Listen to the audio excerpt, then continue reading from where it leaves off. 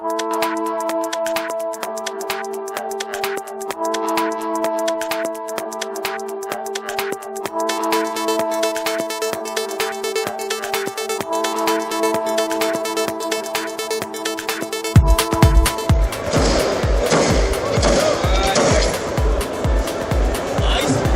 até arrancar.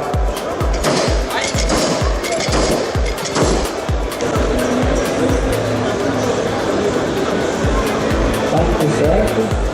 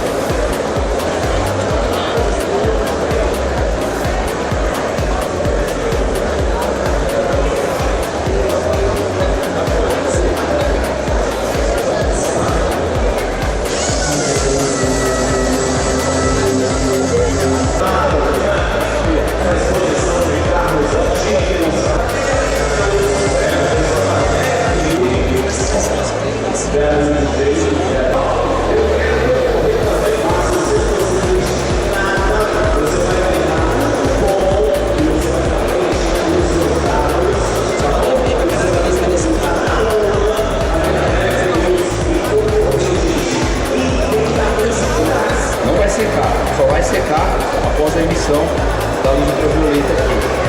Aqui já tá seco também. Ou seja, já posso entrar com o lixamento aqui, ó. Pouco, né? Não vou trabalhar aqui no nivelamento, a peça aqui, mas aqui no caso, preparou a peça tudo certinho, eu já posso limpar a tinta e em seguida o verniz.